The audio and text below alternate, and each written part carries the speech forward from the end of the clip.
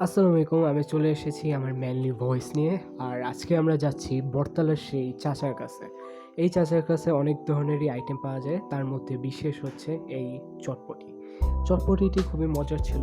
20 টাকায় মাত্র পাওয়া যায়। আর তিনি খুবই কম দামেই চটপটিটা বিক্রি করছেন। তবে এর মধ্যে সবথেকে বিশেষ আমার মনে হয়েছে সেই আলুর চপ।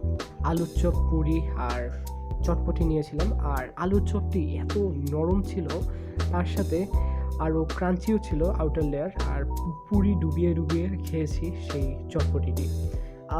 ভুলেই গেছিলাম যে চা ছাড়া তো চলেই না। ভাজা পোড়ার পর 1 কাপ চা না হলে কি হয়, দিন কি চলে? তাই তো চলে এসেছি আমরা চৌমাথার সেই চায়ের দোকানে। এখন চা বানিয়ে দিচ্ছে তিনি আমাদের সামনে। যদিও বাইরের চা খেয়ে অত একটা তৃপ্তি মেলে না যতটা আমার আপুর হাতের চায়েতে লাগে। তবে এই চাটাও খারাপ ছিল না, কিন্তু একটু এক্সপেন্সিভ।